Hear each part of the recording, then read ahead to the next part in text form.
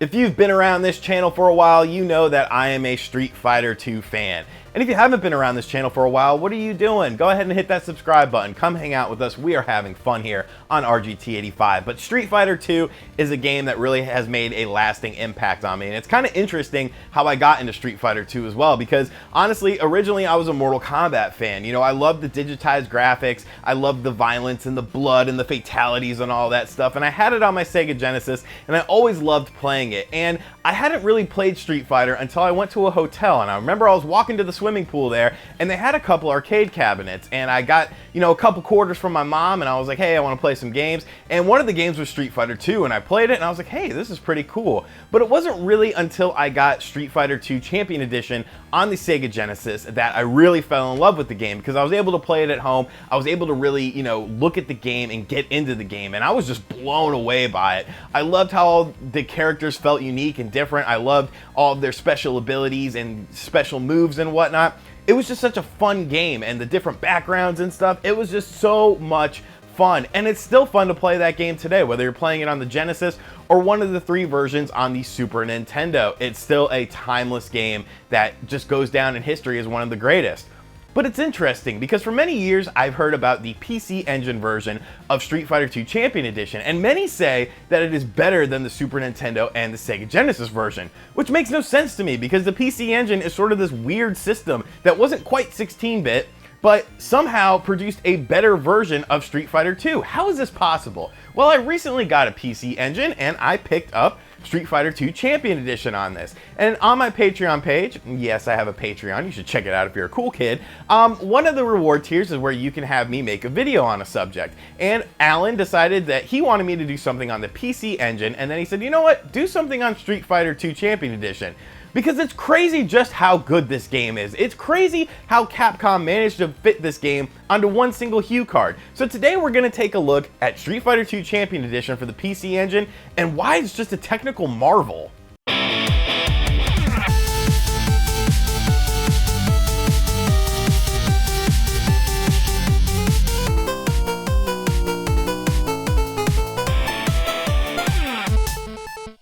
One of the most important things about Street Fighter 2 Champion Edition on the PC Engine is just sort of the science behind it. You have to know how the PC Engine was designed. You have to know how the hue cards were designed. And honestly, I don't know that much. You know, I'm brand new to the PC Engine, and I'm not really a technical person when you get down to it anyways. I'm more of just a video game fan, a video game collector. I don't really know the techs and bits and whatnot of everything. I do try to learn it. I do try to study it, but this felt a little bit out of my range, and I didn't want to screw it up. So I thought to myself, I gotta get someone on board with this video. I gotta have someone who knows what they're talking about, someone well respected in the community, and someone immortal. And when it came down to that last thing, I realized there's only one immortal person, and that's the immortal John Hancock. There are many things that make Street Fighter 2 on the PC Engine impressive. I think first and foremost you need to understand is that the TurboGrafx technically isn't a 16-bit console. It's kind of a hybrid. It has an 8-bit CPU working with a 16-bit GPU. So to make this work, what they did is they took the standard hue card size of 8 megabits and made this version 20 megabits. That's right. They doubled the size of the hue card at the time. And so big you can like physically see the difference of it. They did some small sacrifices to this port as well. One of the things they did is they took away the parallax scrolling in the backgrounds. Not a big deal breaker. I mean, it plays awesome. And the other thing is the sound is a little bit more simplified, and some of the modes are different as well. But that's how they made it work, and it's beautiful.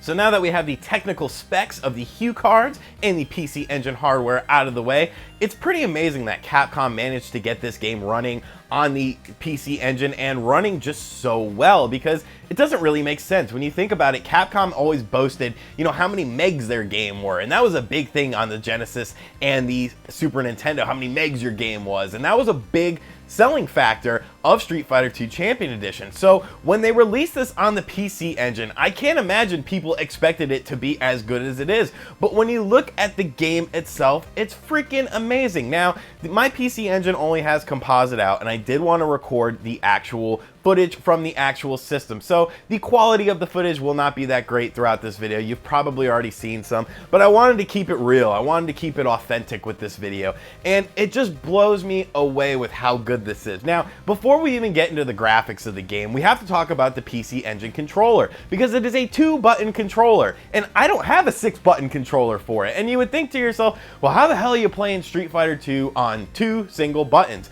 But you managed to do it, and it's actually not that bad. So the A and B buttons, of course, are your medium and strong attacks, or you can map it to something else. By hitting select, you can change it from a punch to a kick.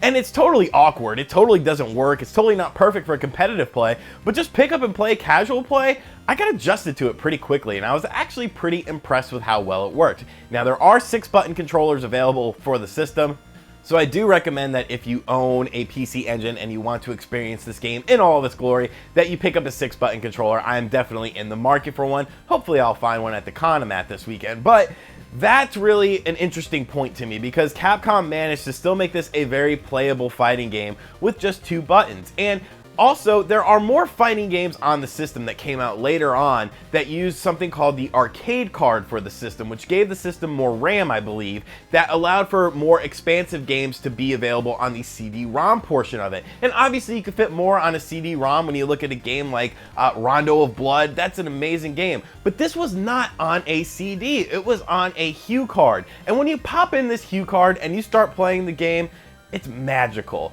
It's magical how good it looks and just how good it sounds and plays. Like, it makes no sense. And a lot of people say, as I mentioned earlier in the video, that it trumps the Sega Genesis version of the game, and it trumps the original version of Street Fighter 2 on the Super Nintendo. And I agree with them.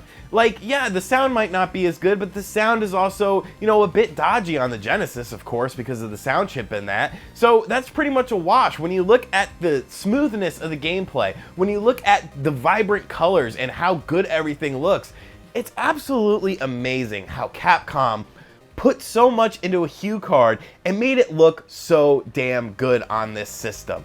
And that's one of the most amazing things. It's honestly one of the most amazing games in terms of technical ability that I've ever seen, because it doesn't make sense. You know, the PC Engine does have some great looking games, but arcade fighters weren't really a strong point of this system, yet they made it work, and they made it damn good. So my hat's off to Capcom for this version of the game. If you own a PC Engine, this is a fantastic version of the game that I highly recommend you pick up. It's not expensive at all. It's honestly pretty cheap. Since it's Japanese, it also features the original character names, so that Balrog is M. Bison because M. Bison was based on Mike Tyson, and etc. So that's another really positive thing about this game.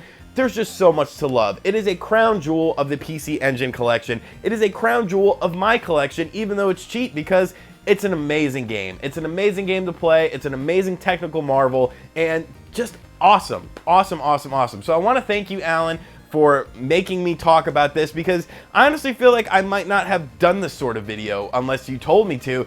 But the more I thought about this video, the more I liked it and the more I wanted to be involved with it. And that's why I brought in John Hancock. Special thank you to John Hancock for appearing on this video. Make sure you guys go check out his channel. He just hit 40,000 subscribers. You probably know him from the Metal Jesus crew, but he's also got his own personal side channel that's very good. It's very similar to this. You know, not a lot of frills, you know, just a dude talking about video games and dropping some knowledge. So thank you to John Hancock. Thank you to Alan for this video idea. And thank you to you for watching this video. If you liked it, make sure you give it a thumbs up. Let me know in the comment section down below if you've ever played this version of Street Fighter 2 Champion Edition, and if so, what you think about it, because I think it's freaking amazing. Thank you for watching this video, and I will catch you guys next time. Later.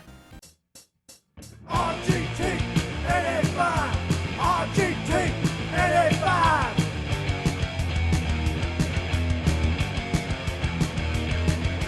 RGT 85.